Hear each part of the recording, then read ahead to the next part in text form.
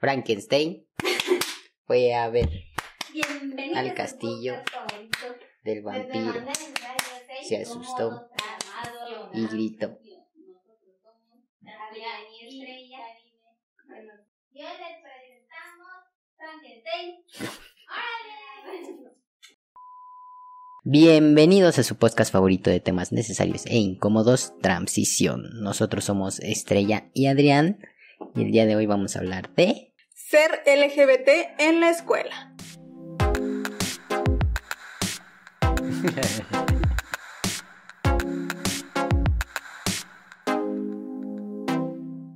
Una de las experiencias más maravillosas y también traumantes de las personas es la escuela, la vida escolar en general. Si para la mayoría de las personas la escuela en ocasiones no es fácil y no solamente por la cuestión educativa, que ya hablaremos de eso en algún momento, específicamente para las personas LGBT es aún más complicado y se someten a situaciones complejas que las personas que no pertenecen a las poblaciones LGBT no conocen. Yo me descubrí trans cuando estaba en sexto semestre de la universidad. Y la experiencia no inicia ahí, porque antes de saber de LGBT, para los niños, niñas, niñes que aún no saben qué pasa con ellos, porque no es algo que se enseñe en la escuela, o sea, aún sabiéndote LGBT, las experiencias en primaria, secundaria y preparatoria son bastante complejas. Entonces vamos a iniciar hablando de qué es lo que conlleva ser LGBT en una escuela. Contar mi experiencia no solo de mi descubrir trans, sino antes, que tú lo sabrás mejor, influye en el comportamiento o en la socialización de un niño, una niña o niña cuando es parte de la comunidad LGBT. Quédense porque vamos a contarles qué es lo que tú como profesores, tú como escuela, necesitas implementar para que tus estudiantes se encuentren en un espacio seguro y muchísimo más inclusivo. Y de hecho no hay mucha información al respecto. Yo me metí a investigar y solo me encontré con una encuesta que se hizo en el 2016 y esta fue publicada en el 2019. Por la Coalición de Organizaciones contra el Bullying por Orientación Sexual. El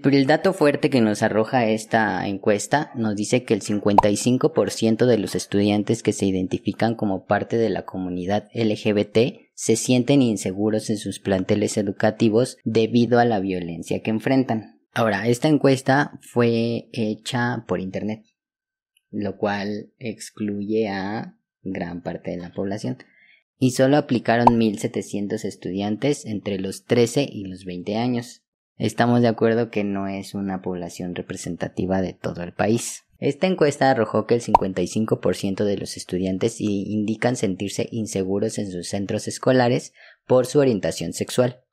El 41% manifiesta sentirse inseguro por su forma de expresar su género. Y más del 70% dice haber recibido comentarios despectivos de sus compañeros. Y el 72% dice que recibió algún comentario homofóbico o lesbofóbico por parte del personal educativo o de sus maestros. Ojo ahí. Y aparte de esto, solamente el 25% de estos profesores intervienen al escuchar esos comentarios homofóbicos o lesbofóbicos. O sea, es más del 70% de las personas del estudiantado LGBT quienes han escuchado por parte de profesores, por parte de administrativos, insultos acerca de su orientación, de su identidad de género, y solamente un cuarto de profesores intervino para evitar que esto se hiciera más grande o intervino porque sabía que esto es lo que se tiene que hacer, porque recordemos que en casos de bullying, en casos de violencia, si no intervienes tú eres parte del problema. Entonces, cuando tú veas una situación de estas, necesitas detenerla, no ser parte y quedarte callado porque entonces tú también estás siendo cómplice. ¿Qué representa que profesores no hagan nada cuando escuchan estos comentarios? ¿Qué representa que profesores hagan estos comentarios a sus estudiantes? Representa que ese centro educativo tolera, y no solamente tolera, es parte de esta violencia LGBT-fóbica, legitimando el mal comportamiento, y no solamente el mal comportamiento de otros estudiantes, sino también el mal comportamiento de estas figuras de autoridad que deberían estar para cuidar, para proteger a quienes están ahí estudiando. Entonces, ¿cómo o con qué cara puedes decirle a una niña o a un estudiante que pida ayuda cuando están estas situaciones de acoso o de abuso? O sea, de por sí sabemos que reciben violencia por parte de sus compañeros. Entonces, ¿con qué confianza se acercan a un profesor, a un orientador, a alguien mayor en sus escuelas? Sí, estos también son parte de la violencia, porque el bully, si ve que un maestro es parte de, pues le vale gorro y va a seguir haciendo sus comentarios violentos o a ejercer violencia sobre su compañero, porque no solo se limita a hacer comentarios, sino ya violencias físicas entre los mismos compañeros. Pero no solamente eso, si te das cuenta que el profesor no haga absolutamente nada, eso implica que también está ejerciendo violencia contra esa persona, contra ese estudiante. Entonces, no solamente el bully se siente más seguro de seguir haciéndolo, sino también la persona que está recibiendo el bullying también se siente más inseguro con respecto a lo que es, a lo que está sintiendo, porque no solamente se trata de un ¡ay, estaba bromeando! Porque hay muchas bromas y lo sabemos, o sea, no solamente puedes dañar a una persona golpeándoles o ejerciendo violencia física. Hay veces en las que la violencia psicológica y la violencia emocional es muchísimo más intensa que un zape o que un golpe que se ejerza desde la violencia física.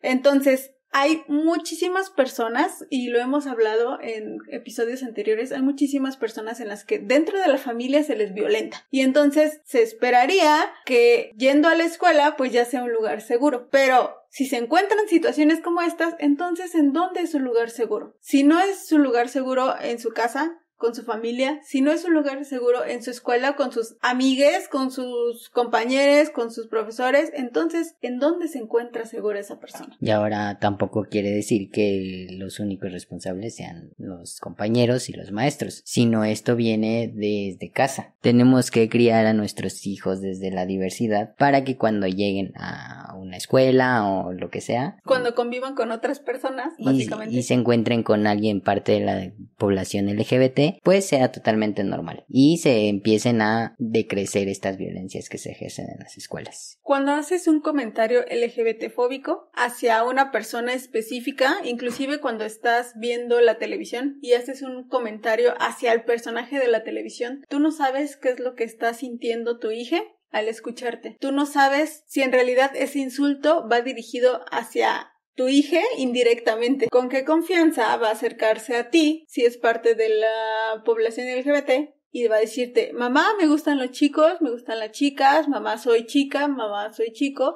Si escucha todo el tiempo que tú estás insultando a las personas de la televisión o que escucha que estás hablando pestes de personas cercanas a ustedes que son parte de la diversidad. Este reporte también revela que estos alumnos que se sienten agredidos o violentados, el 61.5 hace que eviten ciertos lugares en donde se sienten inseguros. Dentro de la escuela. Dentro de la escuela. Estos lugares son, obviamente, con el 32.7% el baño. ¿Se acuerdan que en algún punto platicamos acerca de cómo es que fue vivir para Adrián? Lo de ¿a qué baño entro? No me siento a gusto. Inclusive hay personas que, aunque sean cis, se les comenta cuando ingresan a un baño que el baño es el equivocado. Entonces, ¿cómo se va a sentir una persona segura para hacer sus necesidades fisiológicas? Aparte, lo que la privacidad del baño representa, también se presta a que te lleven ahí para violentarte o que cuando estás en el baño te violenten dentro del baño. Entonces, por eso nos sentimos inseguros en el baño. Otro lugar con el 21.3% son los vestidores. Esto también representa también un grado de privacidad, por ejemplo, para los niños afeminados o los niños con expresión de género femenina, que también en ese ambiente de puros hombres, hablando específicamente de los vestidores de hombres, también son violentados dentro de los vestidores. Y así en el sentido de también las chicas, también, o sea, el punto es que encuentran cualquier pretexto para molestar,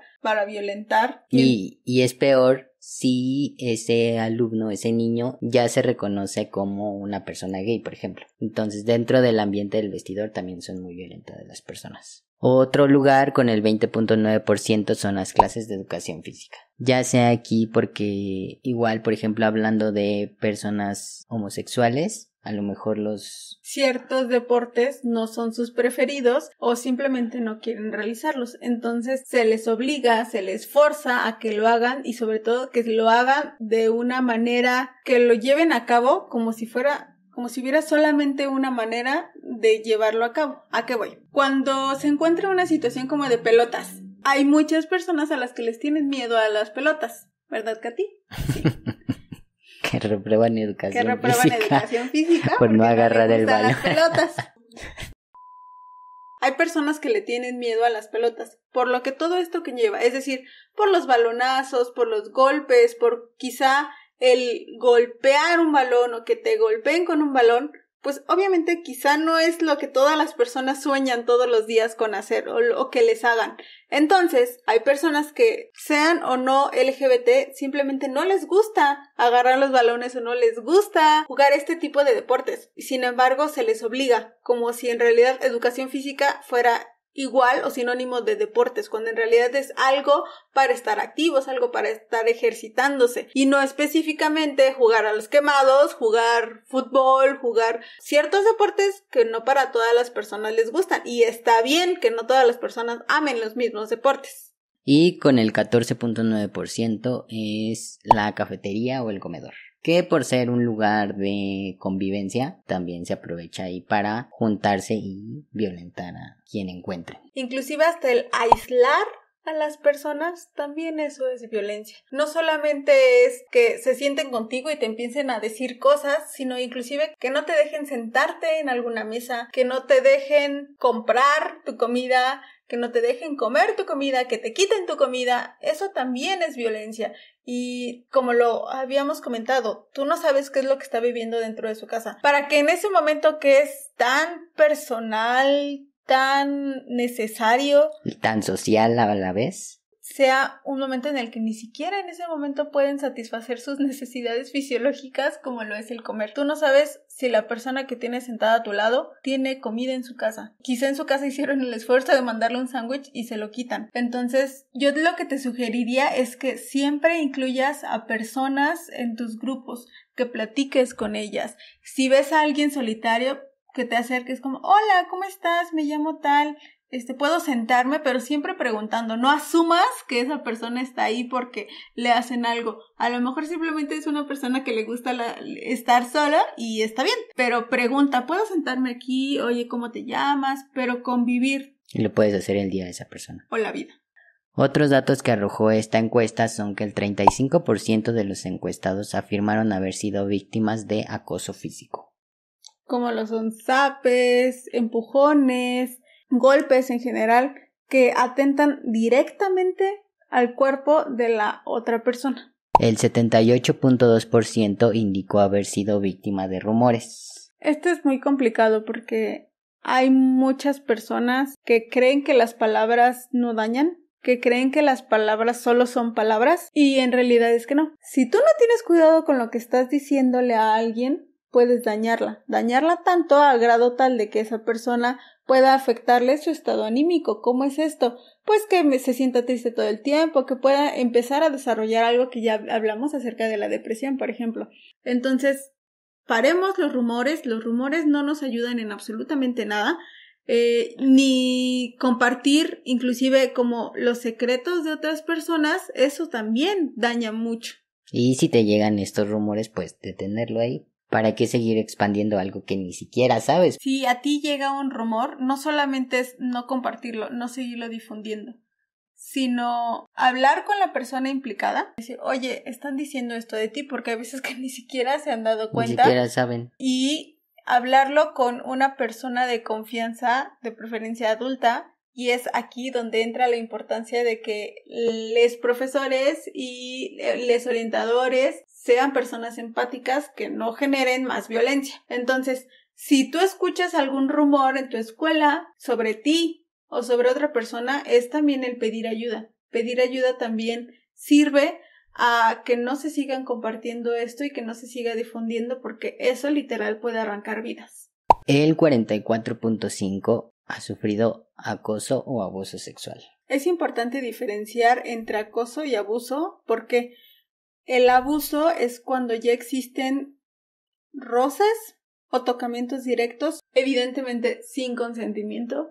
El 34.5% sufrió de acoso a través de internet o redes sociales. Lo que llamamos ciberbullying, que implica desde un simple darle me divierte a una publicación que quizá puede ser seria, hasta situaciones de comentar constantemente ciertas fotos, ciertas publicaciones o a cierta persona. Insultarle.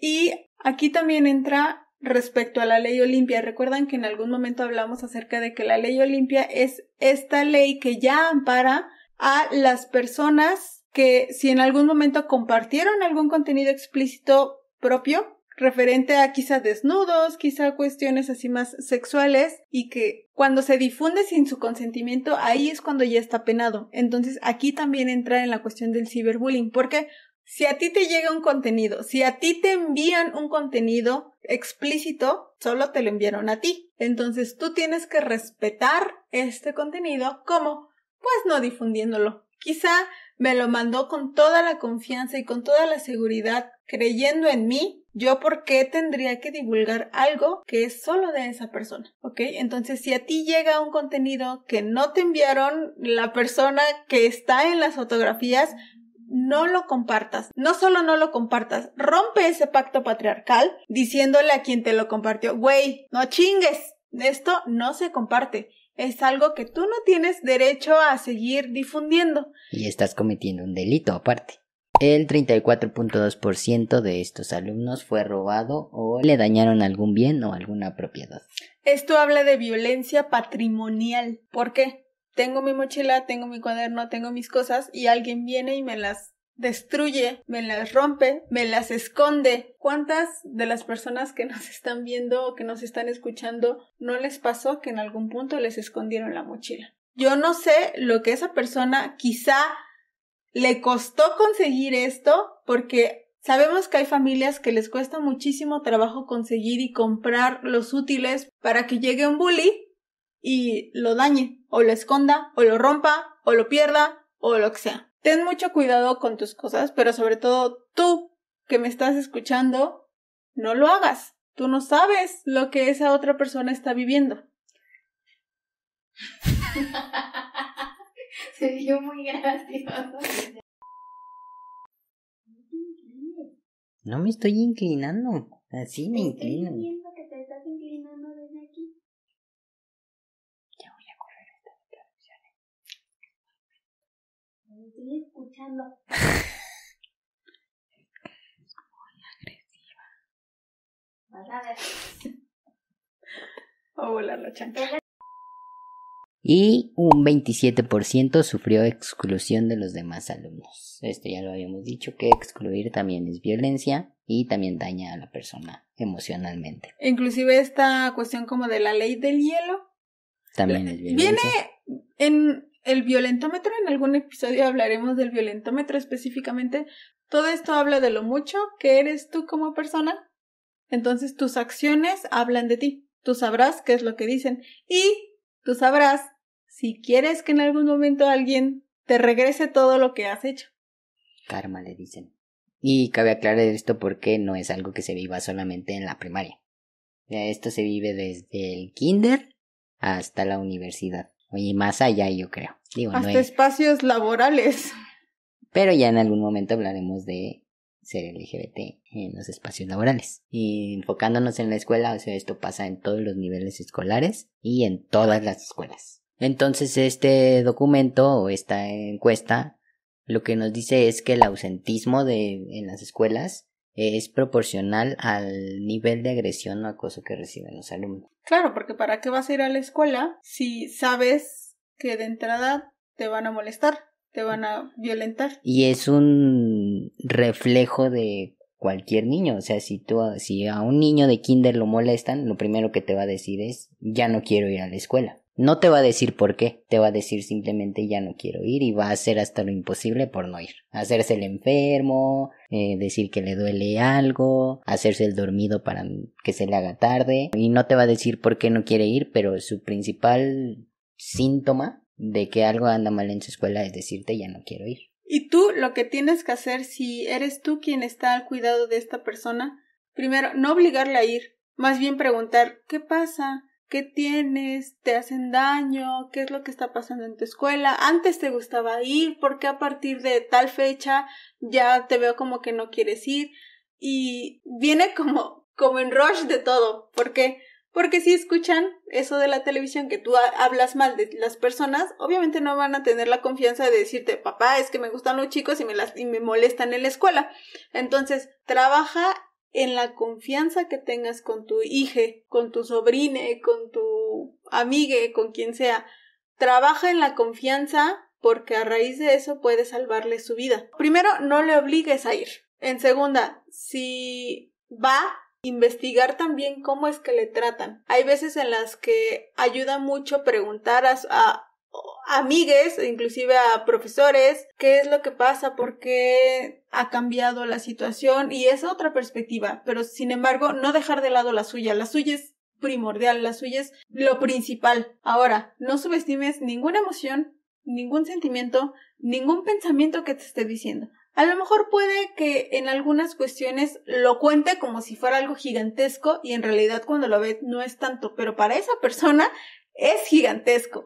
Para esa persona no está dramatizando, para esa persona no está exagerando, para esa persona así se siente y por eso te lo está contando así. Entonces, ¿qué pasa si una persona o una niña no quiere ir a la escuela? No solamente aumentan los días en los que falta y que no está aprendiendo, sino inclusive a la larga eso puede implicar que abandone la escuela. Sí, porque como nunca se hizo nada, va a tener miedo siempre de entrar a esos espacios. Y lo que algunos padres, algunos cuidadores hacen es, si no quieres ir a la escuela, entonces te voy a poner a vender X cosa. Cuando en realidad no sabes por qué no quiere ir a la escuela y se le tacha de que quizás son flojes. Entonces, escúchale, genera confianza, genera empatía, sé solidaria y entonces a raíz de eso puedes empezar a mover. Quizá la escuela ya está tan dañada que lo que necesitas hacer es sacarle de esa escuela y llevarle a otra. ¿Tú cómo lo viviste en la escuela? Quizás mi historia es de las más light que a alguien le puedan pasar, porque sabemos que hay personas a las que sí violentan muy muy fuerte y también sabemos que toda esta violencia que se ejerce en las escuelas, gran parte termina mal. Y por mal quiero referirme a que estas personas, estos estudiantes que reciben violencia terminan en las estadísticas de suicidio de las que ya hemos hablado anteriormente. Entonces yo creo que mi historia es como de las más light, o por lo menos de lo que me acuerdo. De la primaria y el kinder no tengo mucha memoria, pero sí me acuerdo que obviamente mi expresión de género era un tanto masculina. Y digo un tanto porque tenía que llevar uniforme y me obligaron a usar falda. La realidad es que yo no recuerdo haber sido boleado ni nada por el estilo, porque mi personalidad por mi personalidad desarrollé mi mecanismo de defensa de hacerme invisible. Entonces creo que yo me hacía invisible y como que nadie me pelaba. Pero también era no solamente como mecanismo de defensa, sino también es parte de tu personalidad. Sí. Así te gusta estar como aislado, como en solitario, y eso está bien para ti. O sea, a ti no te aislaban, sino más bien tú. Yo me aislaba solo. Pero pues obviamente tomando en cuenta que yo no sabía qué pasaba conmigo. Sí sabía yo que no me sentía identificado, no me sentía fuera de lugar, pero no sabía yo qué pasaba. Entonces mi personalidad fue, pues sí, era ser un tanto masculino, pero como ya les digo, siempre llevando el peso del uniforme, de la falda, que tenía que usar falda, y el cabello largo. Y el cabello largo. Y en esa situación fue cuando entré en resignarme, o en intentar encajar. Es decir, pues si me ponían falda, pues ni modo, o sea, yo nunca hice nada porque no me hicieran ponerme una falda, me explico. Pues es que de alguna forma fue lo que contaste, que tú no sabías que había otra forma de vivirlo, tú no sabías que podías decir no me gustan, tú asumiste que debían gustarte porque así te dijeron que tenía que haber sido. Sí, y obviamente en esos tiempos era mucho más... Y obviamente en esos tiempos pues no era como que se permitiera que una niña llevara un pantalón o que menos que un niño llevara una falda. Específicamente en el ámbito escolar. En el ámbito escolar. Estamos hablando del año 96 para adelante. que yo entré a primaria. O sea, no, obviamente no estaban las libertades como ahorita, por ejemplo, que ya un niño te puede decir, no quiero llevar falda y no llevo falda. Yo recientemente ya veo muchísimo a más niñas con pantalón. Entonces, de los pocos recuerdos que yo tengo de primaria, fue encontrar una amiguita igual a mí, masculina, que le gustaba jugar tazos, que le gustaba jugar cartas, que le gustaba llenar el álbum de Dragon Ball. Y era como, o sea, no puedo aseverar que era un chico trans, porque no lo sé. Creo que era inclusive, estereotípicamente más masculina que yo, porque creo recordar que ella sí se rebeló con el uniforme. Pero es como de los vagos recuerdos. Obviamente siempre tuve más afinidad con mujeres. Como a juntarte, ¿no? Sí, como a juntarme. Otro recuerdo que tengo de primaria es que en quinto llegó un niño gringo y ese niño gringo se enamoró de mí. Y yo me sentía muy incómoda. Porque obviamente, como ya les había dicho, yo no sentía ninguna atracción sexual, ningún interés sexual o romántico o lo que sea. Hasta que no me interesaba. Entonces, cuando ese niño llega y me regalaba chicles, me regalaba paletas, me regalaba... y también recuerdo que a la maestra le hacía mucha gracia y la maestra cooperaba en ese ambiente de que, o sea, incitaba a que si el niño quería algo conmigo, yo quisiera también. Y me sentía muy incómoda. Una niña de sexto me quería madrear porque ese niño estaba enamorado de mí. Y aquí la telenovela de Adrián. Telenovela. Pero afortunadamente ese niño se salió no mucho tiempo después de la escuela. Entonces aquí entra también, o sea, eso de el profesor. O sea, tú no sabes qué está sintiendo esa persona y eso que también que tú incites. Aparte, pues estás sexualizando a niños de 11 años. Hay un problema muy grave en esta sociedad, en esta actualidad, en el que se hipersexualiza a las personas, se hipersexualiza a las niñas y específicamente a las niñas. Pero en este caso es muy grave, ¿por qué? Porque las personas adultas creen que las niñas quieren, aman, se enamoran de la misma forma en la que una persona adulta lo hace. Cuando sabemos que, o sea, no hay forma de compararlo. Porque esto quizá de los elogios es también el aprender a escuchar un no por respuesta. ¿Qué es un no? Es un límite. Si yo te estoy diciendo no me regales, no me gustas, no quiero, no, entonces se respeta. Y se respeta desde la parte en la que tú escuchas que te están diciendo eso, lo respetas, te alejas. Si tú como profesora estás escuchando que alguien de tus estudiantes está diciendo que no y la otra persona sigue insistiendo, no solamente en tu caso, no solamente no respetó tu no, sino inclusive aumentó el ahora ve y dale esto, ahora haz esto para que te enamoraras de, no sé, es una cuestión muy compleja y que la verdad es que está horrible si lo piensan, es algo muy feo que sobre todo en las familias está esto como de ¿y ya tienes novio? ¿Te gusta alguien de tu salón? Cosas así. Y sobre todo, asumir que todas las personas son heterosexuales, que es lo que ya habíamos platicado. Y asumir que todas las personas estamos interesadas o buscando algo sexual o amoroso o lo que sea, cuando no es así. Pero pues realmente yo no sé esa parte de mi ser trans, que no sabía que era trans, cómo haya influido en mi parte social, porque por una parte tenemos mi personalidad introvertida y aislada, pero supongo que de alguna manera tuvo que influir que yo sabía que algo era diferente y que yo no lo sabía. En secundaria fui igual invisible y en preparatoria fue cuando me enfrenté a esta parte de expresar quién era, porque ya tuve que apropiarme de la ropa que iba a usar y de cómo me iba a expresar. Porque quieras o no, el uniforme te hace parito, porque tienes que llevar lo mismo todos los días. Pero ya cuando llegué a la prepa me enfrenté a esa parte de qué ropa uso, cómo me expreso, cómo me desenvuelvo en general. Y pues sí, fue un tanto complicado porque pues ninguna manera de vestirme me agradó, porque obviamente tenía que usar ropa femenina. También aquí entra la parte en la que en la prepa, cuando empezamos a andar, la verdad es que en general tuvimos una experiencia agradable. Digo, sí hubo un par de amistades, sobre todo de Adrián, que se alejaron cuando empezamos a andar, pero en general nos enfrentamos a situaciones bastante agradables, sobre todo por parte de nuestros pares, o sea, como de nuestros compañeros, de nuestras amigas. ¿Por qué? Porque cuando les dijimos que estábamos andando, ellos fueron como de, sí, ya sabía, ya me había dado cuenta, y fue muy agradable la forma en la que lo tomaron. Quizá por la edad, quizá por el lugar, porque el lugar en realidad era muy diverso.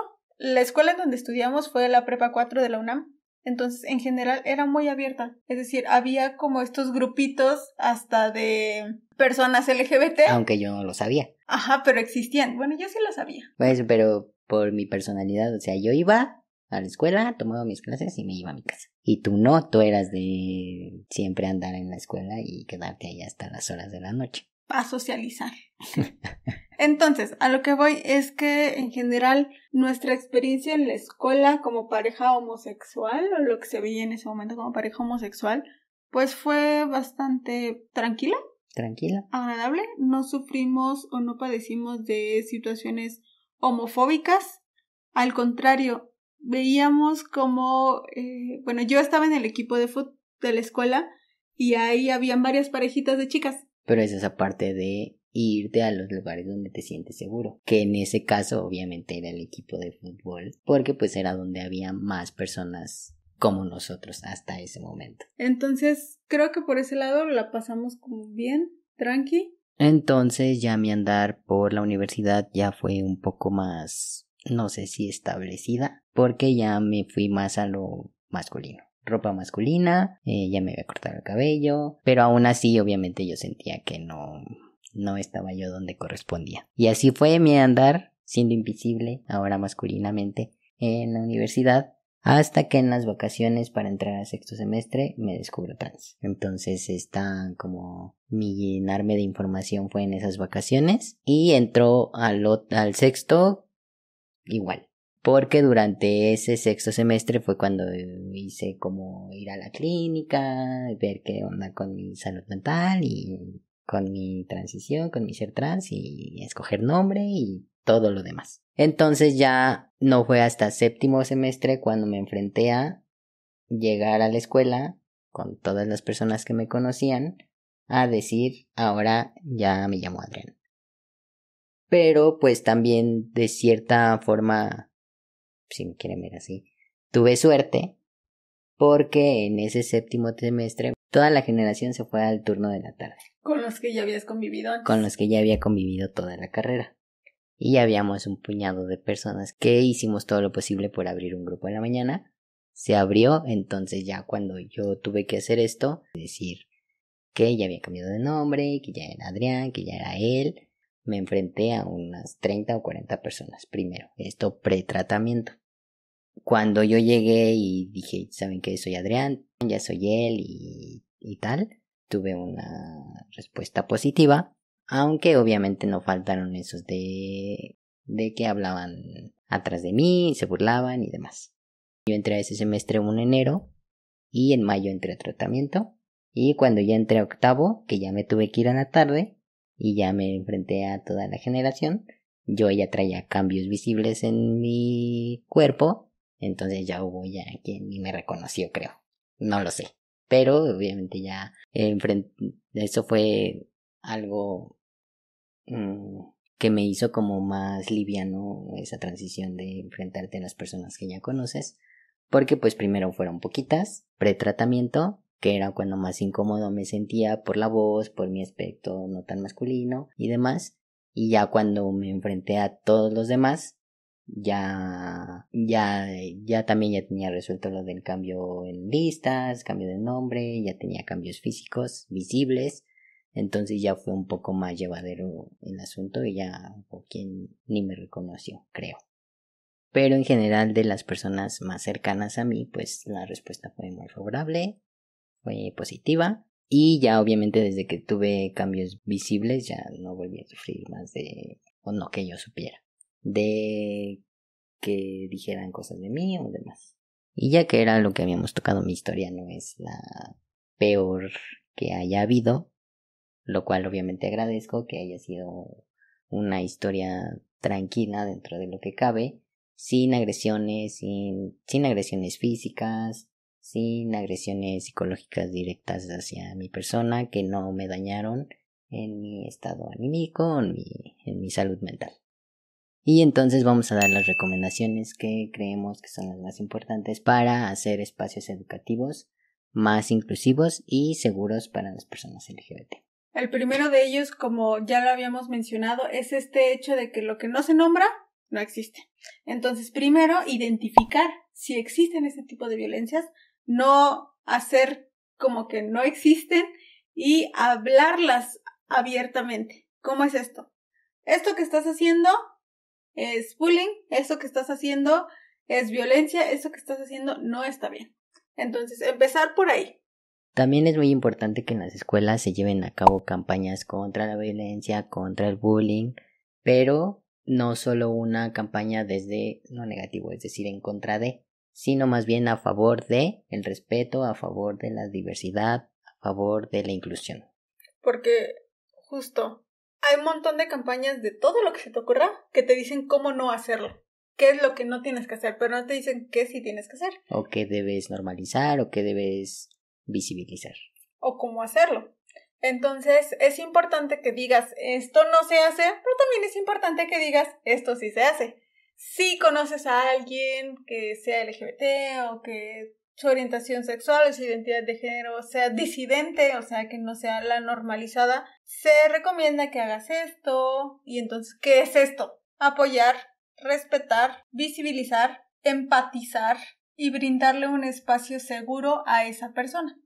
¿Cómo es brindar un espacio seguro a esa persona? Un espacio justo en donde no se le haga bullying, un espacio en donde no se le ridiculice, un espacio en donde lo que sea que vayas a decir sea consciente y sea de corazón. En algunos lugares lo que he visto que funciona es crear espacios, es decir, quizá como el espacio diverso, el espacio arcoíris. A lo que voy es que así las personas saben que entrar a ese lugar es sobre todo un lugar seguro, es un lugar inclusivo y es un lugar en donde se promueve el respeto. ¿Cómo es esto? Yo, si soy una chica que me gustan las chicas, sé que ahí puedo conocer a más personas y no en el plan cita, sino que mientras más personas diversas conozcas, más se hace esta comunidad. Entonces, así como lo que platicábamos en el episodio de perspectiva de género, en el que decíamos, y ahora que sé del feminismo, ¿y ahora qué hago? Ahora soy yo sola contra el mundo. Y es no, unirte a otras personas, aliarte a otras personas, crear comunidad. Es lo mismo en este caso. Conoces a otras personas LGBT que quizá no están viviendo exactamente lo mismo que tú, quizá sí. Esto te ayuda a crear más experiencias y conocer otras experiencias de personas que pueden estar pasando por situaciones similares a la tuya. Y también comúnmente estos espacios son lugares que donde quien los hace o sus líderes o quien los representa también no solamente crea un espacio seguro, sino lucha por la no discriminación de esas personas o lucha por los derechos de esas personas en ese lugar, o en esa escuela, o en ese lo que sea. Y si se dan cuenta, eso es activismo. Puedes empezar a hacer activismo desde tu casa, desde explicarles a tus padres, a tu familia, qué es esto de la diferencia de identidad de género, orientación sexual, expresión de género, eso como de la clase cero, o sea, que tú des la clase cero en tu casa y entonces ahí estás empezando a hacer activismo. Un activismo un poquito más grande es en tu escuela, en tu salón. También hablar de esto abiertamente, porque así es, o sea, la vida es diversa, las personas somos diversas y tratarlo desde este aspecto también es identificarlo como lo que es. Entonces puedes hacer activismo desde tu casa, en la escuela, en el trabajo, en donde sea que te encuentres y no necesariamente tiene que ser un activismo que salga en la televisión, que salga en la marcha, que salga, es un activismo que se va expandiendo, porque así las vidas que tú toques al contar al respecto son las mismas vidas y la misma información que se va a seguir reproduciendo. Entonces, esto por un lado. Por otro lado, también el sistema educativo mexicano tiene que asumir el reto de erradicar la discriminación, la violencia, esta sea por orientación sexual, identidad de género o expresión de género. ¿A qué vamos? Hay algo que se llama educación sexual integral. Esta es referente a hablar de lo que existe, dejar de dicotomizar, dejar de hacer como uno u otro, es decir, o lo femenino, o lo masculino, o el hombre, o la mujer. Sí. O que tu plática en la escuela solo sea de cómo no embarazarte y cómo se tiene sexo entre un hombre y una mujer. Entonces, justo la educación sexual integral no habla, como lo mencionan en otros lados, como del Kama Sutra o nada que tenga que ver con eso. La educación sexual integral es, si yo veo, no solamente en mis programas como lo hablamos en el episodio de discursos, no solamente veo en mis programas favoritos o en mis canales favoritos a personas LGBT con las que me puedo identificar, sino también veo que en el libro de texto de la escuela también están hablando de cómo es una vivencia como la mía. Eso hace que las personas se sientan más seguras. Eso hace que el sistema educativo en general está combatiendo desde adentro las violencias. Aparte está probado que los países con educación sexual integral tienen menos embarazos adolescentes, tienen menos abusos sexuales, tienen menos índice de infecciones de transmisión sexual. Inclusive también disminuye la tasa de suicidio en poblaciones LGBT. Obviamente porque ya te están enseñando que es algo normal, que es algo como tú te puedes sentir y ya, o sea, el desarrollo de esas personas LGBT es mucho más favorable. Así como se recomienda hacer espacios seguros dentro de la escuela, también se recomienda que lesadres, que mamás, papás, mapadres de las personas LGBT también formen comunidades, también hagan asociaciones en donde promueven los derechos, en donde promueven la diversidad y así las niñas identifican que no están solas, que tienen el apoyo de personas adultas que les van a cuidar, les van a proteger y sobre todo les respetan. Y también esto es algo que puede hacer la diferencia porque es lo que hablábamos hace rato de a lo mejor mi hijo es víctima en su escuela y mi principal reflejo es sacarlo. Pero tampoco no nos ponemos a pensar que a lo mejor yo puedo ir a la escuela, hablar, llevar a un profesional que sensibilice a su grupo, a sus maestros, a la escuela en general y eso es un bien mayor y que puede no solo beneficiar a tu hijo, sino a todas las personas que están en esa escuela se pueden ver beneficiadas con la educación que les pueden llegar a dar un profesional o tú como papá, los demás papás. Es por eso que la que nos parece más importante de todas las estrategias para crear un ambiente más seguro e inclusivo en las escuelas es sensibilizar a profesores, a directores, a personal administrativo. Es importante que el propio personal escolar se capacite constantemente al respecto, así como capacitaciones constantes al personal educativo respecto a las TICs, o sea, como a estas tecnologías de la información, respecto a las formas de enseñanza, respecto a los métodos e inclusive cuando meten un tema nuevo a los libros de texto, cuando cambian los libros de texto, también necesitan haber capacitaciones de diversidad sexual. ¡Shushu!